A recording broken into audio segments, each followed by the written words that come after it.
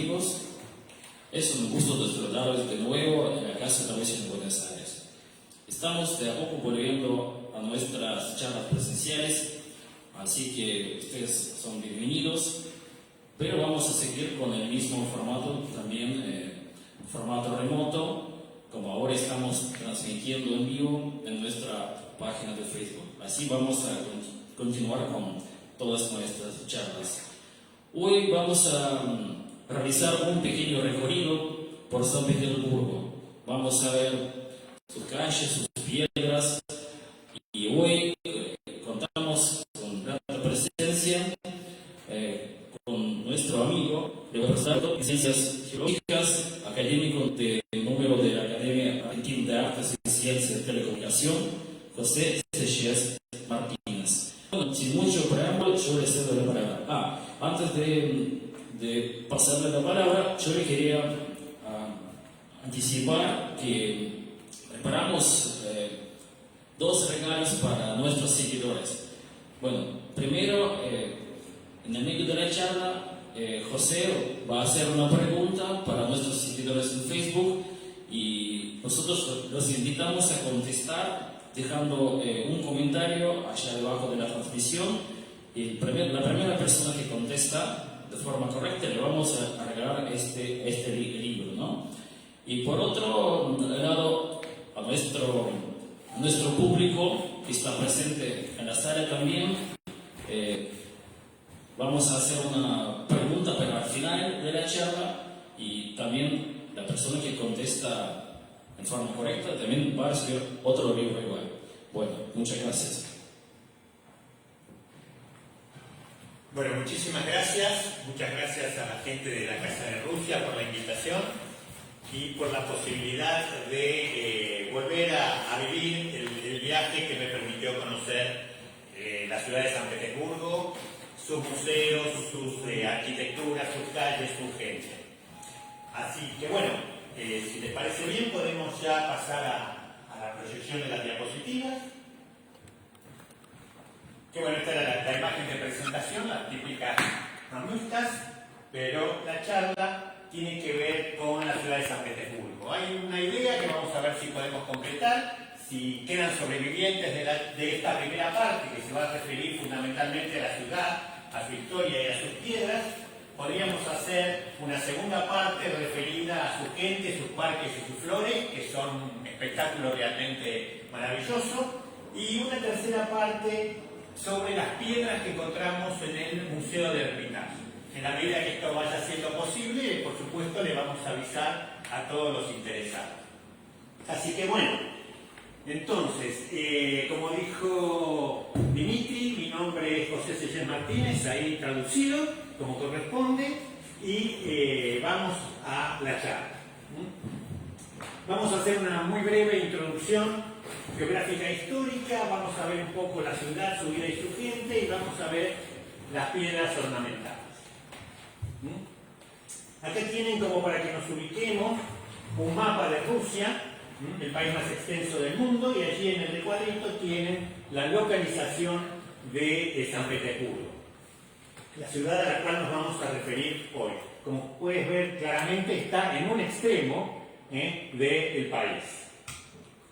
Bien, Rusia, en su sentido más amplio, tiene una larga historia, y la leyenda y la historia se mezclan como en todas estas situaciones, y se dice que fue fundada por estas dos personas que están aquí, Oleg y Rorik, en el área de lo que hoy en día es Staraya, cerca del lago Ladoga. Y aquí tenemos un monolito que lo recuerda, y un monolito bien interesante desde el punto de vista geológico, porque ese granito presenta una muy fuerte deformación que, si ustedes miran con cuidado, van a ver que podemos llevar, hay una alineación muy fuerte de los granos en esta dirección. Si nosotros cruzamos la roca en esa dirección, vamos a ir cortando distintos granos permanentemente. Si lo hacemos en esta dirección, los cortes van a ser muchísimo menos. Y eso es resultado de una deformación. Bien, ¿cómo surge San Petersburgo? Bueno, San Petersburgo es una ciudad muy joven comparado con otras ciudades de Europa. Fue fundada a principios del siglo XVII por Pedro I, llamado el Grande, perdón, a principios del siglo XVIII, en el 1700. Es interesante porque el título de él era zar de Rusia, pero poco antes de morir él cambió la denominación a emperador y autócrata de todas las Rusias. Pero la realidad es que después siguieron usándose los títulos de zar y de zarina, porque obviamente este título era como bastante complicado para lo coloquial, para todos los días. Pero la cuestión es que Pedro fue un personaje muy importante, fue el que europeizó Rusia, y eso por supuesto de alguna manera le costó grandes conflictos internos. Él tenía la idea de que Rusia necesitaba una salida al Atlántico, y con ese propósito inicia una guerra de conquista en un conflicto con Carlos, con el rey de Suecia, que está considerado uno de los más importantes estrategas de su época, pero que esta lucha con Pedro la perdió, y de esa manera Pedro se hace con la salida al mar Báltico, donde luego vamos a ver ubica la capital de lo que va a ser su imperio. ¿Quiénes son los personajes de esta época? ¿Con quiénes comparte historia? Bueno, por un lado con Carlos de España, Carlos II, que muere sin tener herederos, y es la causa de las guerras de sucesión española, y por otro lado con uno de los gobernantes más longevos en cuanto a periodo en el trono, que fue Luis XIV. Esto es un poco para ubicar al personaje en su época. Bueno, la situación es que él decide crear una nueva capital para Rusia, trasladarla desde Moscú, que era la capital tradicional, a esta nueva ciudad que él va a fundar en la desembocadura del río Neva. Y digamos que, a pesar de haber tenido poco tiempo histórico, tuvo varios cambios de nombre, digamos vinculados sobre todo a los fuertes cambios políticos en Rusia, ¿no? Empieza llamándose San Petersburgo, luego Petrogrado, luego Leningrado, y luego vuelve, por decisión de sus habitantes, a llamarse San Petersburgo. Estos serían los símbolos, la bandera y el escudo de la ciudad. Este es un mapa digamos, no muy posterior a su fundación, donde podemos ver fundamentalmente la fortaleza de Pedro y Pablo, que es lo primero que se construye, porque piensen que es una época de permanente conflicto con Suecia, y aun cuando esto ya estaba en poder de Rusia, las cosas podían cambiar, entonces es importante tener una fortaleza, y luego se construyen los palacios aquí en la zona de la ribera sur del río, en esta área que es todo un delta del río que une el lago Ladoga, que es la reserva de agua dulce más grande de Europa. El río sale por aquí, pega una vuelta y desemboca creando un delta. Bien, claro, está en un delta y tiene los mismos problemas de alguna manera que tenemos nosotros. Cuando hay sudestada, en Buenos Aires tenemos que el río sube, y si hay tormenta las olas causan muchos desastres, y lo mismo le pasaba a San Petersburgo, con lo cual se construyó todo un sistema de defensa. Aquí lo tenemos bien visible en esta imagen de Google Earth, que permite, por un lado, la entrada y salida de buques, pero por otro lado, si se cierra, digamos, disminuye, reduce muchísimo el peligro de esas inundaciones. Así que bueno, aquí tenemos algunas imágenes. Se construyó primero el Palacio de Verano, se construyeron la Catedral de San Pedro y San Pablo, y se construyó también el Palacio de Invierno. Fíjense las fechas de inicio de las construcciones: 1714, 1710, estamos muy al principio de ese siglo XVIII que comentábamos. Y esto es una de las características que hace que cuando uno visita San Petersburgo no vea algo que es muy tradicional en casi todas las grandes ciudades europeas, que es el gótico. Es decir, el gótico ya estaba muy pasado de moda, por decirlo de alguna manera, cuando se empieza a construir San Petersburgo, con el proyecto, la idea de Pedro de hacer algo muy parecido a Venecia y a Ámsterdam. Él había estado en esas dos ciudades, y esta idea europeizante le había dado ese impulso esas ganas de hacer algo parecido en su imperio. Aquí tenemos la vista actual de lo que es el Museo del Hermitage, que incluye el Palacio de Invierno, pero además incluye otros edificios que se fueron agregando con el tiempo. El mismo Palacio de Invierno fue muy transformado desde el palacio original a lo que vemos hoy en día, y esto es el río Neva, o Neva, no sé bien cómo se pronuncia, pero ahí lo tenemos.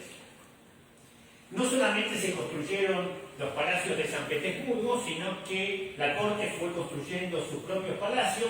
Esto es Peterhof, que es el palacio de Pedro, el hijo de Pedro y de Catalina, y se construyó también otro palacio que estamos viendo aquí en esta imagen, algo que ahora está de nuevo de moda, salió en los diarios de estos días, la famosa sala de ámbar, que digamos había sido donada por el rey de Prusia y que está ubicado aquí en el palacio de Catalina. Y esta es otra vista de Peterhof, que es, de alguna manera es una especie de Versalles del mar Báltico. Bien.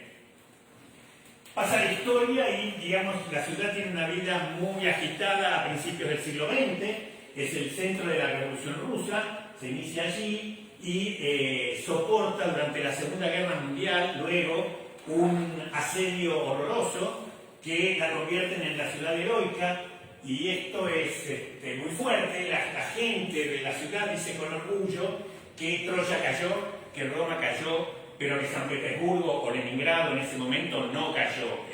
También costó un precio muy alto en vidas humanas, pero lo sienten como un gran orgullo. Y hoy en día todo el centro de la ciudad, que vamos a ver que es un centro que está muy poco perturbado, muy parejo en su arquitectura, es patrimonio de la humanidad. Aquí tenemos un grabado del siglo XIX, pero en el que, digamos, vemos el río, el lugar donde hoy en día está el Palacio del Almirantazgo, que en ese momento eran astilleros, pero como ustedes vieron en una de las imágenes, la perspectiva del Palacio de Invierno y todo el conjunto que hoy en día lo llamamos del Hermitage se conserva absolutamente igual. Una de las cosas que es interesante, San Petersburgo era un puerto también, y como puerto tenía faro, un conjunto de 2 faros que indicaban los 2 brazos en que se abre el río, que son las llamadas columnas rostrales, que es una tradición que viene de los griegos, que eran para celebrar triunfos navales. A las columnas se les agregaban los rostros, los mascarones, que en ese momento eran espolones, eran armas de batalla de los barcos conquistados de los enemigos, y hay muchos altares, incluso en el foro romano, que estaban decorados con ese tipo de elementos. El hecho de que funcionaran como faros en esa época era, digamos, con llama, no era con luces, y a veces para hacer festejos en determinados aniversarios hoy en día se los vuelve a prender. Están los dos en la isla Vasilievsky, creo que se llama, nunca me sale bien el nombre, que está frente al Palacio del Hermitage. Bien, y aquí tenemos el crucero Aurora, que está, digamos, como buque museo, anclado en el río, y que es el que se hace responsable del asalto al Palacio Real en la Revolución de Octubre. Es una ciudad con una historia muy importante, una vida muy corta y una historia muy importante, por decirlo de alguna manera. Aquí tenemos un grabado a vuelo de pájaro, en el que podemos ver el núcleo fundacional de la fortaleza de San Pedro y San Pablo, la parte de los palacios en la ribera opuesta y la apertura del río al llegar al delta. Aquí están las 2 columnas rostrales. Y esto sería una guía de las que hay en la calle hoy en día, donde la perspectiva es desde el otro extremo, pero para tener una idea más o menos de cómo es la ciudad y de esta red de conexiones, de canales grandes y pequeños, que es una de las características que la hacen más simpática, más atractiva para la recorrida. Aquí puse 2 fotos tomadas de Google Earth. San Petersburgo, la zona del complejo del Hermitage, con su parque en esta zona, la plaza que está frente al Hermitage aquí, y aquí tenemos Buenos Aires con la Plaza de Mayo, la Casa Rosada y el parque de lo que en algún momento fue Plaza Colón. Fíjense, la línea tiene la misma longitud en ambos casos, como para comparar escalas de arquitectura y de urbanismo en ambos lugares. Bien, lo que yo comentaba, esto es lo más parecido a Venecia que uno puede encontrar y al Puente de los Suspiros, pero es San Petersburgo, está esa idea, ese espíritu de la ciudad mixta, fluvial y terrestre, y muchos puentes, lógicamente, algunos francamente muy bonitos, algunos muy bajitos, como en este caso que uno piensa que se va a partir la frente contra el borde de abajo. No ocurre, por supuesto, pero mientras uno lo ve de lejos, se lo va teniendo. Fíjense qué maravilla el forjado de este puente, que está muy cerca, que ahí atrás se ve la Catedral de Kazán, luego vamos a ver una foto más cercana. Esto junto a los jardines del Palacio de Verano. Y por supuesto un servicio de limpieza de los canales, que es imprescindible naturalmente. Pero llama la atención cuando uno está recorriendo la ciudad, pasa justo como nosotros tenemos otro servicio de limpieza, ahí está el servicio del canal. Fíjense, puentes de todos los estilos, muy concurridos a veces por el turismo, los fines de semana, el paseo en barco es uno de los atractivos más importantes, y algunos puentes, los que están sobre el Neva, que son ya mucho más extensos, pero que son una parte, y algunos realmente muy modernos, digamos que se destacan.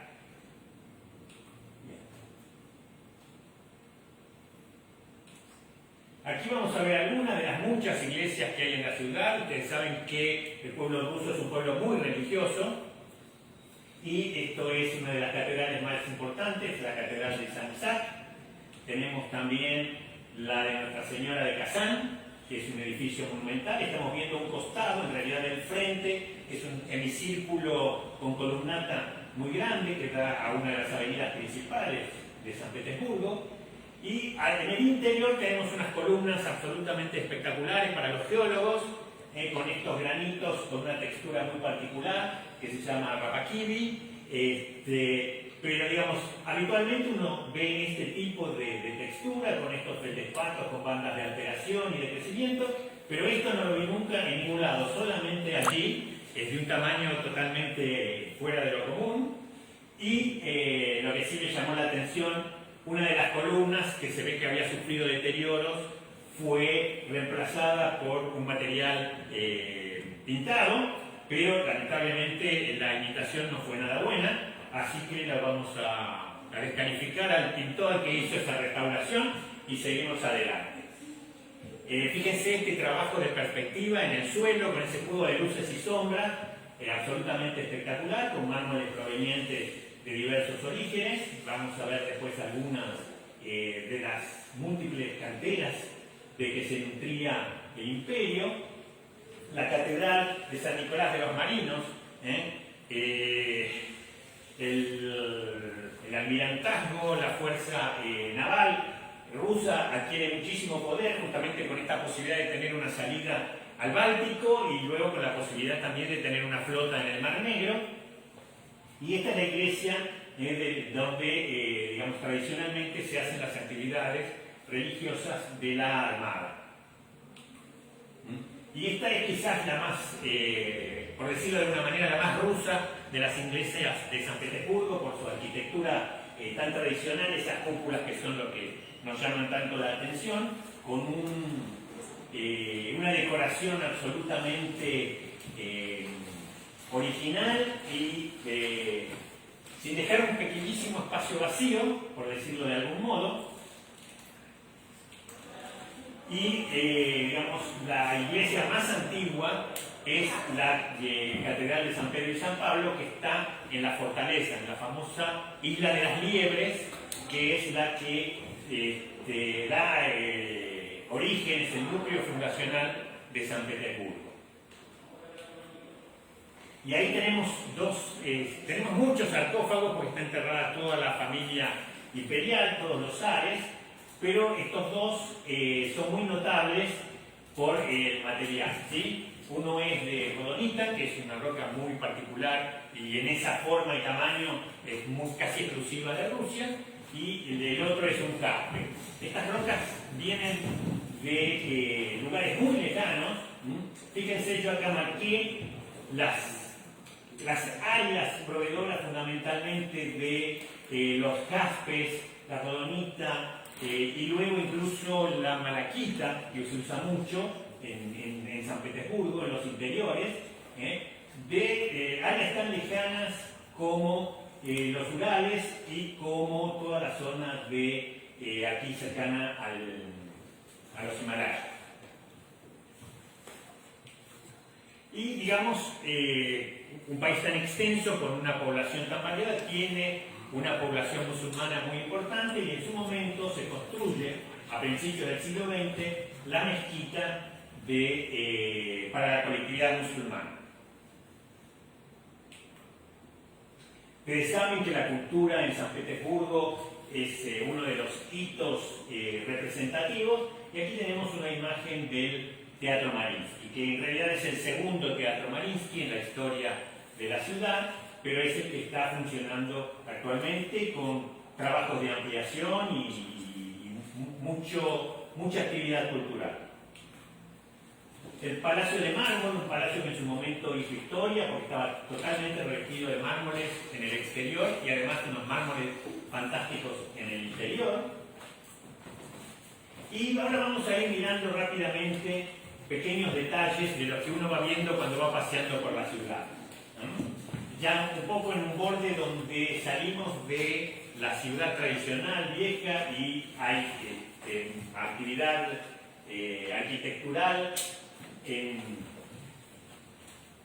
el siglo XX, digamos, tenemos este tipo de edificios con esos murales. Esto estaba como a la altura de un sexto piso, no era algo que estuviera bajito. Cúpulas sí que vienen de la época del Art Nouveau en principios, fines del siglo XIX, principios del XX. Edificios fantásticos. Este es un edificio que en su momento perteneció a la compañía Singer, la fabricante de máquinas de coser. Y esquinas muy amplias, rotondas. Es una ciudad que se pasea, que se disfruta mucho recorriéndola. Es muy cómoda, muy amplia. Llena de flores, así como el invierno es muy duro, la primavera es un placer y, digamos, está todo lleno de flores, los parques y, como vimos ahí, maceteros, incluso muchas veces colgando de los postes de luz. Distintos aspectos de la ciudad.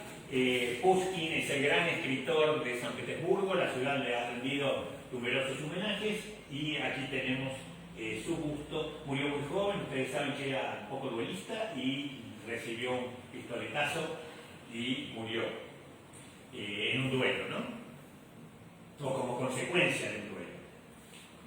Y digamos, también la ciudad se llamaba Leningrado, y aquí en algunos lugares queda todavía las placas de homenaje a Lenin.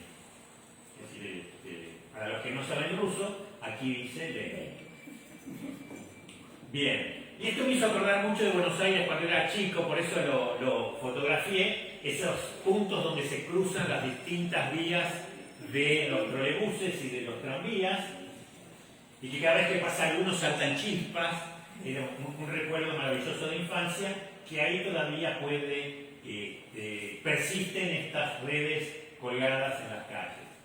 El monograma de Alejandro III, en el puente de Alejandro III, para que veamos que el Art Nouveau también tuvo una presencia muy fuerte en San Petersburgo,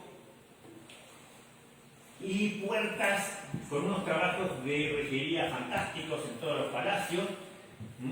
Aquí tenemos un ejemplo. Lamentablemente podría haber quedado una de las puertas cerradas para que viéramos el trabajo del hierro sobre la madera también. Una de las puertas del Palacio de Invierno que da a la plaza del Palacio, vamos a volver sobre esa columna que se ve ahí. Una de las puertas del Parque del Palacio de Verano, en otro estilo totalmente distinto, pero también con una calidad de diseño y de realización impresionante. Y miren lo que es esto también en uno de los flancos de un jardín público. Cosas mucho más sencillas en las casas de departamentos, pero también simpáticas, ¿no? Es una rejita que tiene lo suyo en cuanto a diseño. Y esto lo puse no tanto por la puerta, que es como bastante vulgar, pero para mostrar algo que es muy interesante. Los pulmones de manzana están como muy compartidos por los edificios y justamente son áreas de juegos, de recreación, de estacionamiento. Fíjense en esta imagen cómo los edificios están siguiendo una línea muy continua, hay un alto de construcción muy parejo, pero los interiores de la manzana, de los bloques, están todos muy verdes y muy compartidos por los vecinos. Alquileres de bicicletas, como acá, y esto que son estacionadores de bicicletas.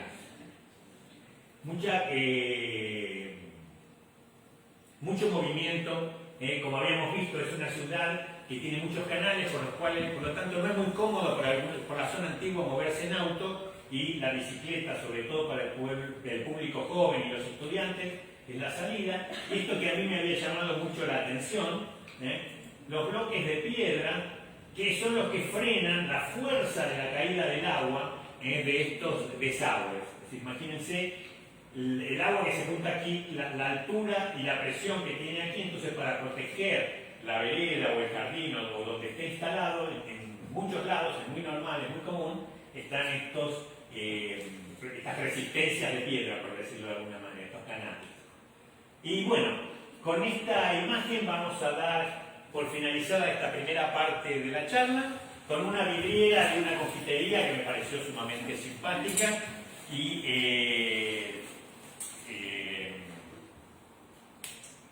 bien, y vamos a hacer entonces la pregunta del millón no, pero del libro sí.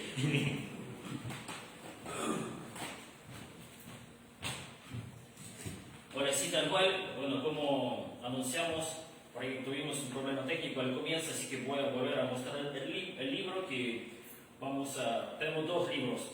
Uno va para los seguidores que nos está viendo en este momento en Facebook y otro para ustedes, para el público acá presente.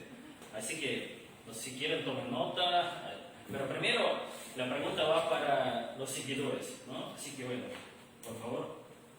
¿Qué le preguntamos? ¿Qué le preguntamos? A ver.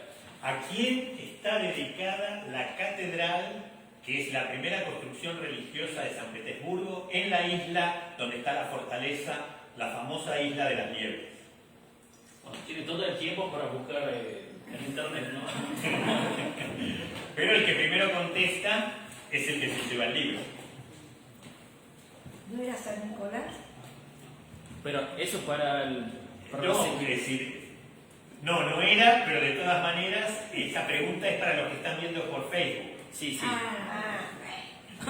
Para nosotros tenemos al final de la charla, porque así hay más tema para preguntar.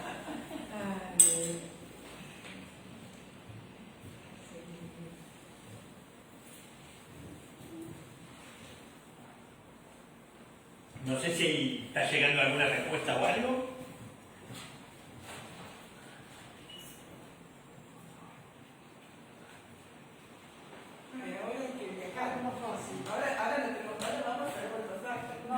Está bien, bueno, vamos a continuar.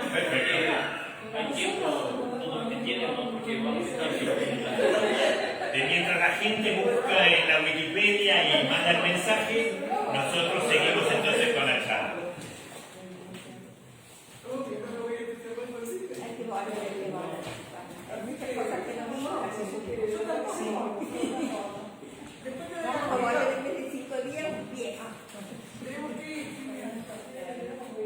Además, Pepe ya te da ganas de ir. ¿Para qué tengo una agencia de viaje?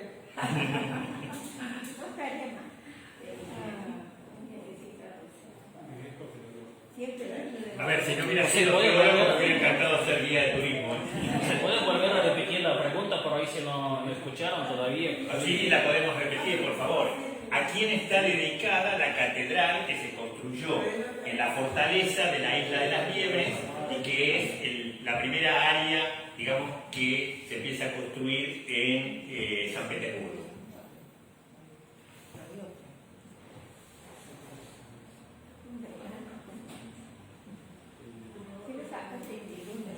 Lo que yo no sé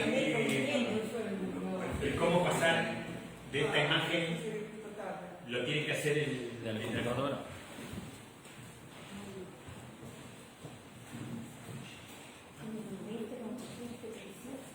Sí.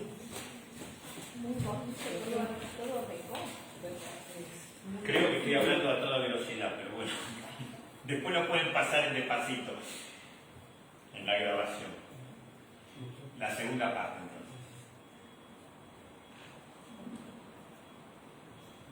Bien.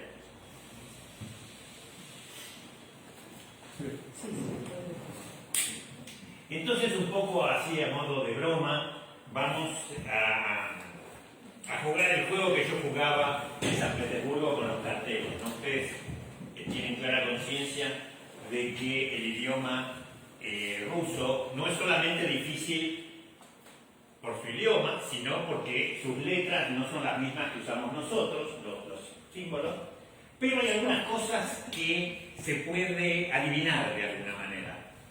A ver, palabra de 4 letras frecuente en las esquinas donde hay mucho tráfico.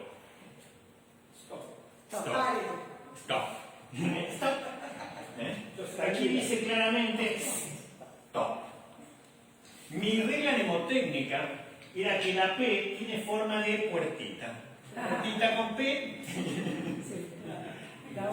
Esta es más difícil. Esta es mucho más difícil. Y para esta hay que saber cómo se llama un dentista en España, que es un estomatólogo.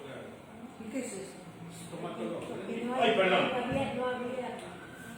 Aquí dice estomatología o algo por el estilo, pero empieza con estomato. Abajo lo tuve que llevar al traductor, dice entrada o ingreso. Esta es facilísima. Fax. Es fax. Qué bueno. Fotomarket. Qué fácil que ruso es, ¿no? Sí, el problema es cuando empiezan uno tiene que escuchar cómo lo pronuncian. Ahí perdimos totalmente. Y aquí tenemos varias cosas. Magazine. Hay muchas palabras que vienen del francés y que es directamente el sonido. Lo que se escribe es el sonido. Gazprom, que es la compañía de gas, y una palabra que se refiere a un combustible con una F en el medio, que puede ser nafta. En una estación de servicio. Y acá que parece complicadísimo también. Perfumería cosmética. ¿Y acá? Toilette. Bien francés. El sonido. No sé si en ruso se pronuncia toilette. ¿Sí? También, bien. Pero con la L es suave. Toallet. ¿Y aquí qué tenemos? Coffee house. Coffee house. Clarísimo, en castellano y en inglés. Pero no se confíen, porque hay lugares donde hacen trampa. Y aquí tenemos un lugar que dice Fitness House, pero acá dice Fitness Club. Gimnasia. No dice house, dice club. Sí. Y acá no se hagan malas ideas porque no es lo que ustedes piensan. La palabra viene del italiano, la casa. Casa di risparmio. Es el lugar donde uno compra los tickets, en este caso, para hacer ese recorrido que hicimos por los canales. El buque se llamaba Margarita. Cuando uno tiene esos tips, por supuesto, son todas palabras que vienen o del griego o del latín, y uno las puede. Las que vienen del mundo eslavo son absolutamente ininterpretables. Esta es la calle de los millonarios. Acá estaban los principales palacios, de hecho es la calle que pasa por frente al Palacio de Invierno. Ahora, fíjense lo que es esta. Absolutamente. Hay que hacer un curso y tomársela con mucha tranquilidad para llegar del principio al fin de la palabra. Prospect es como avenida. Prospect es avenida, exactamente. Prospectiva, perspectiva. Y aquí tenemos también sándwiches, ensaladas y el Subway.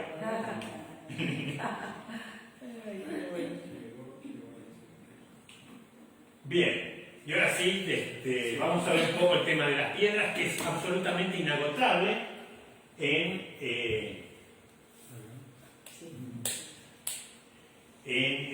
San Petersburgo. Empezamos por la estatua que es el símbolo de San Petersburgo. Acá la tengo yo en una medalla que nos dieron los que habíamos participado en el Congreso.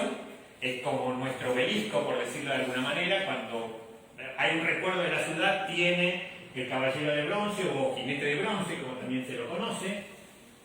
Y esta escultura, como dice ahí, fue hecha en 1782 como homenaje al fundador de la ciudad. Tiene una altura muy importante de 13 metros, es más que tamaño natural, la escultura del jinete, y un desafío de la época, que los caballos estuvieran parados solamente sobre las patas de atrás. En realidad aquí hay una pequeña trampita porque la serpiente es la tercera pata de ese trípode. Después la técnica progresó y hoy en día no es el gran desafío hacer un caballo nada más que en dos patas. El primero de la historia de las representaciones ecuestres es el de Felipe IV de Madrid, y el cálculo de la distribución de masa dentro de la fundición de bronce, qué parte tenía que ser hueca y qué parte tenía que ser maciza, se le atribuye a Galileo Galilei. Bien, la base, sacando este trozo de aquí que se ve en el empalme, es un único trozo de piedra que se llamaba la piedra del trueno, y que fue transportada por tracción, digamos, humana, salvo un pequeño trozo de cruzar el Báltico que fue en balsa, pero sigue siendo, según todos los datos, el fragmento de piedra más grande desplazado por el hombre. Y ahí pueden, digamos, en este dibujito ver la relación de dimensiones, y lo que es interesante, que se utilizó algo que vendría a ser como los proto-rulemanes. Las guías tenían esferas de bronce y eso permitía girar, se hacía un tramo, se volvía a montar por delante, se hacía otro tramo, se volvía a montar por delante. Bien interesante, a veces en este tipo de obras los datos de la resolución de los problemas técnicos para poder acceder a algo que después uno ve el monumento ahí y ni siquiera se le ocurre pensar la dificultad de la construcción. Esta es la columna que veíamos en la foto desde el interior del Palacio de Invierno, que está en el centro de la plaza del Palacio. Fíjense las dimensiones, 25 metros de alto y 4,5 metros de diámetro, granito rojo, y encima tiene un basamento de 7 metros de alto y un ángel allá arriba que también es sumamente alto. Y esta sería la presencia en la perspectiva del lugar. Estos edificios son también edificios públicos, hay también un museo muy interesante en esta zona. Bueno, San Petersburgo, digamos, es como el paraíso de los museos. Otro monumento interesante a Nicolás I, y en este monumento una de las cosas simpáticas es ese tramo central, tiene distintos materiales, pórfidos, ese tramo central que ahora vamos a ver qué es, aunque en los libros figura como pórfido, no es pórfido, y luego tiene incluso mármol de Carrara. Está en la otra punta de la plaza del Eje, que pasa por la Catedral de San Isaac y tiene la estatua de Pedro I frente al río. Y esto es una piedra muy interesante, es una cuarcita, una roca metamórfica formada por granos de arena, por cuarzo, de Karelia, de la zona de, digamos, el final del Mar Báltico. Y esto no está en Rusia, esto está en París, esto es la tumba de Napoleón, en el Hotel de los Inválidos. Y cuando uno mira normalmente en las guías, dice que la tumba de Napoleón es una tumba de pórfido rojo, porque es la idea del rojo de los emperadores romanos. Pero la realidad es que cualquier geólogo se da cuenta que esto con esa estratificación y sin las manchitas típicas de los pórfidos no es el pórfido de los emperadores, pero es una piedra, digamos, vistosa y interesante también. Bien, y digamos, para seguir con algunos monumentos de los zares, el que más me gusta a mí, debo reconocer, es este que es el de Alejandro III, es uno, digamos, es uno de los monumentos más modernos, se inauguró en 1909, y el escultor Strubetskoy, que hacía cosas muy en estilo Van Gogh, digamos, es de esa época, y fíjense la diferencia, es decir, es una estatua que carece de épica, y sin embargo es una estatua muy bien plantada, de un personaje muy seguro de sí mismo, en un caballo muy bien apoyado, no haciendo equilibrio sobre dos patas, con los pies sobre la tierra, digamos. Y fíjense el detalle de la cabeza del caballo. Esto está en lo que habíamos visto el edificio del Palacio de Mármol. Y lo que vemos atrás es el río Neva. Bueno, otro personaje fundamental que también se puede merecer en algún momento una charla en especial es el señor Fabergé, fabricante de alhajas, de objetos de lujo, muy conocido en el gran público, digamos, por los huevos de Pascua. Este es el edificio que tenía Fabergé, su fábrica y su negocio en la avenida principal de San Petersburgo. Fíjense, perdón, la calidad del trabajo detallado del granito, y como yo decía antes, fue famoso por los huevos de Pascua que se regalaban los personajes de la nobleza, y hoy en día uno puede recorrer San Petersburgo en una carroza con forma de huevo de Pascua. Bien, otro edificio de esta avenida, también con el característico zócalo de piedra, un frente, y luego fíjense la parte superior todas con un mural de cerámicas decoradas. Sí. La ciudad es muy diversa, pero tiene esta característica que de alguna manera da un poco de paz al recorrerla, que es que todos los edificios tienen una altura pareja. Uno se mueve en algo donde todo lo contrario de Buenos Aires, donde Buenos Aires es la ciudad del contraste. Acá tengo un edificio de un piso, al lado tengo uno de 40. Aquí no, en esta zona por lo menos no. Aquí estamos justamente en un recorrido por la ciudad, viendo las piedras de la ciudad. Hay un libro sobre las piedras de San Petersburgo que desgraciadamente estaba ya agotado y no pude conseguir, pero que en algún momento habrá que conseguir. Un homenaje a un pintor. La paleta del pintor hecha en una roca así de tipo granítico, las estaciones de subte que no son del lujo que tienen las estaciones de Moscú, pero digamos que están también revestidas con mármoles, y esto es una escalera ahí en el patio, en la plaza del palacio, donde vemos los geólogos, nos divertimos mucho porque en un granito tenemos un cenolito, un trozo de roca que quedó metido en ese granito cuando estaba de alguna manera instalándose en un espacio entre otras rocas, y de esas rocas que lo rodeaban cayó un bloque que se conservó. Y cuando todo esto se enfrió y después salió a la superficie, fue a parar a una cantera y lo cortamos con motivos ornamentales. Bien. Tenemos adoquinados también de los más normales de todo el mundo, no todo es súper lujoso.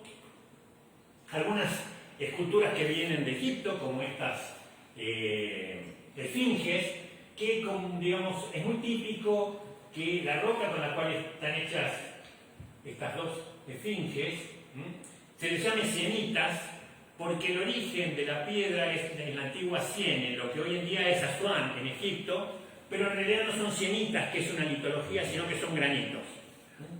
Pero es habitual que en escultura arqueológica se las llame sienitas. Aquí tenemos también con otros granitos de la zona del Báltico, un par de leones. Las estatuas que están en la entrada de uno de los palacios del complejo del Hermitage. Fíjense el tamaño de estos atlas. Y es decir, la escala son 10 centímetros, fíjense el tamaño de los pies, de un granito gris. Aquí hay otra vista para ver la escala, la dimensión. Hay una escritora, Madame Stey, que dice que los rusos se proponen metas sumamente difíciles, sumamente lejanas, pero que cuando le erran a la meta es porque se van más lejos, no es porque se quedan cortos. Es una manera muy literaria y simpática de referir a este arte tan monumental, tan rico en diseño y tan rico en material.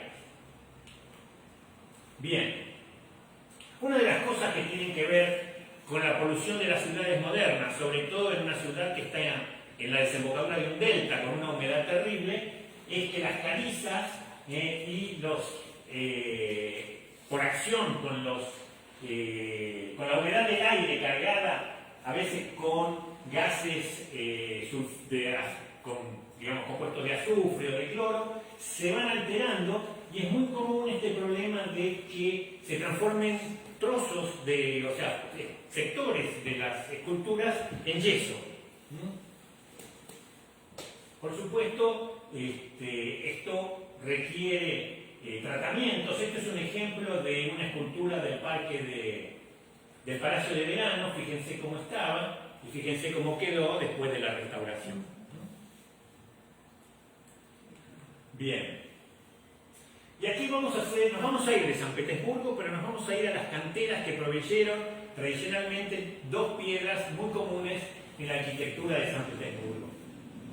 Esto es el plano de la universidad donde nosotros estábamos haciendo nuestro congreso, nuestro evento. Aquí está el río, aquí está la entrada a la universidad, aquí está la catedral de Kazán, para que nos demos una idea de cuál es la ubicación del lugar. Y aquí también podemos leer claramente Facultad de Geografía. Es verdad, ¿no? Dice eso. Sí, Bien, y aquí tenemos este plano del extremo más oriental del Golfo de Finlandia, donde tenemos la ciudad de San Petersburgo, el lago Ladoga, que como yo les decía es la reserva de agua dulce más importante que existe, las canteras de Putilovo y las canteras de Rusquiaga, que son las que vamos a ver ahora muy rápidamente. Aquí estamos parte del grupo recorriendo un rango muy curioso que es un resalto que puede llegar a tener hasta 50 metros de desnivel, bastante empinado, y que tiene curiosamente una longitud de 1200 kilómetros. O sea, muy persistente geográficamente. Y aquí tenemos las canteras con las losas de esta caliza que se llama Dicay, del periodo ordovícico, muy ricas en fósiles. Aquí tenemos algunos de los fósiles que nos obsequiaron y que, bueno, luego fueron transferidos al Museo de Paleontología del Departamento de Geología, de la UBA, que yo voy a hacer una confesión de alguna manera. A mí me parece que los habían colocado para que los encontráramos rápidamente y no nos pasáramos el día piqueteando, buscando los fósiles. Entonces, nos pusieron algunos como para que nos fuéramos contentos. Bien, aquí tenemos algunos ejemplos de construcciones de palacios en piedra en San Petersburgo, y era tal la obsesión de que San Petersburgo fuera construida rápidamente y en piedra, que Pedro prohíbe la construcción en piedra en ninguna otra ciudad de Rusia hasta tanto no se termine con el proyecto de San Petersburgo. Y estos son ejemplos urbanos, digamos, de casas que hay en la calle con esas calizas que yo les comentaba. Es una piedra que se usa mucho porque no es un mármol, es simplemente una caliza muy porosa, incluso a pesar de ser muy antigua, que no da para grandes ornamentaciones, pero sí para soja. Es el uso más habitual. Bien, y la otra cantera, que está mucho más lejos, está la de Rusquiaga. Esto es un pequeño museo muy lindo, donde hay una colección de minerales, de rocas y de fósiles impresionante, que uno no espera encontrarse en un lugar tan remoto.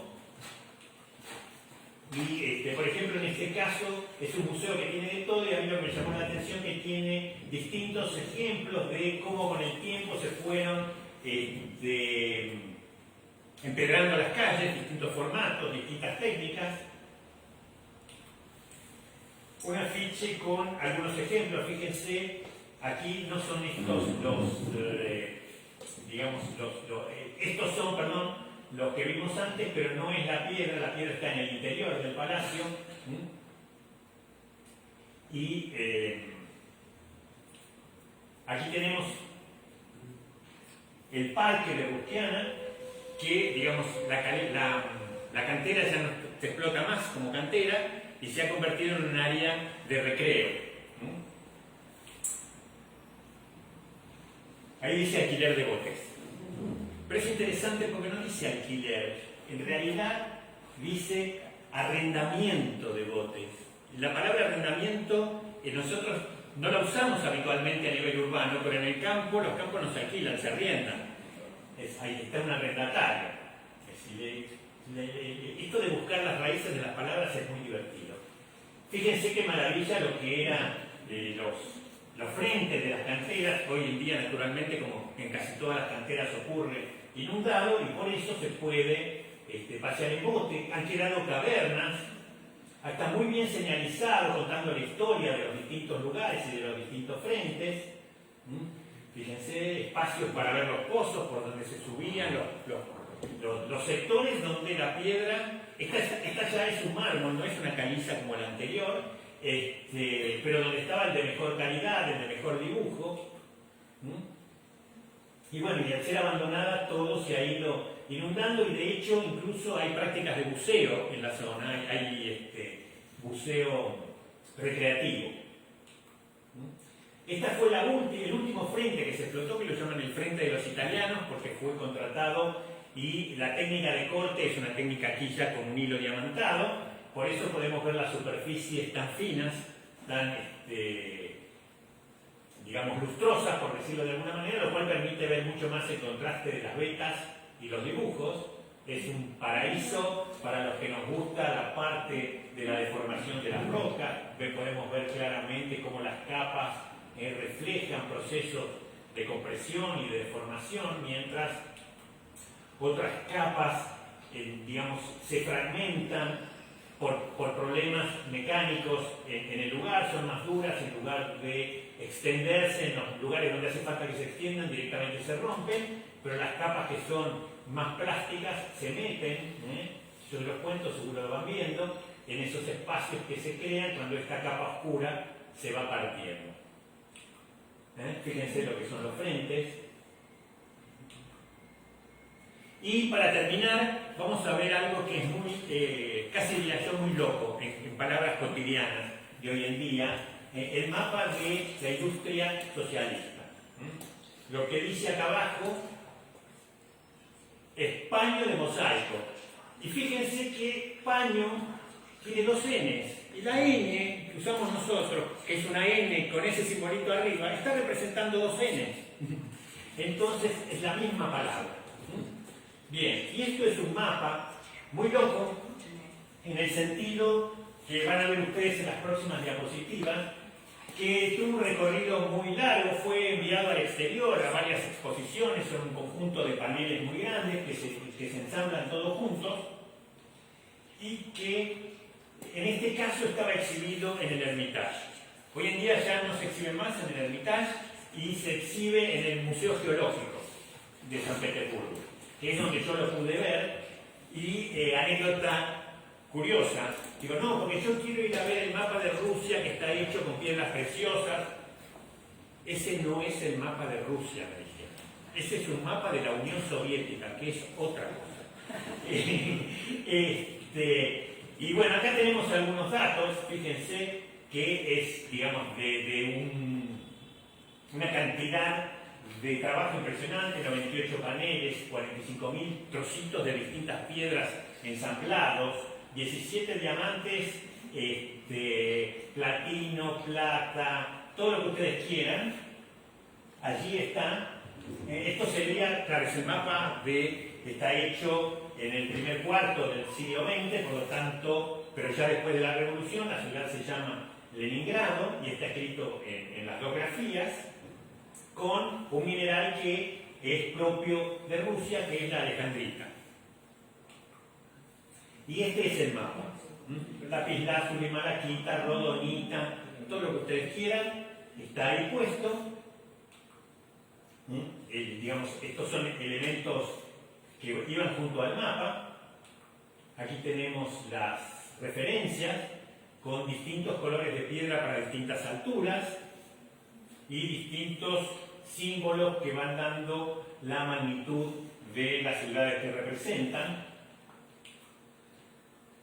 Fíjense, aquí tenemos San Petersburgo. Fíjense, en algunos lugares la concentración, todo lo que brilla ahí con manchitas blancas son piedras preciosas. Es decir, no todas son diamantes, pero digamos hay mucha variedad de piedras. Y esta es la estrella que simboliza la ciudad de Moscú en el mapa.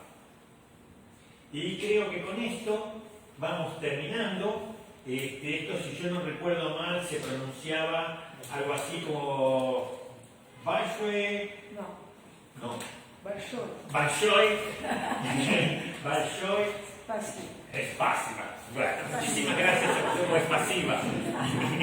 Bueno, muchísimas gracias. Muchas gracias. Bueno, vamos a recordar a nuestros seguidores que nos están mirando en Facebook que sigue abierto el concurso. ¿Podemos repetir, por favor, la pregunta? Todavía está abierto el concurso. La de los seguidores. Sí. Era a quién estaba dedicada la catedral construida en la isla de las Liebres, que es la fortaleza de San Petersburgo. Bueno, el que responde primero en Facebook, dejando el comentario, va a ganar este libro. Va a poder pasar y retirarlo. Muchas gracias. Y ahora tocaría la pregunta para Ahora los sí, presentes. vamos a continuar con nuestro público, entonces, así que bueno.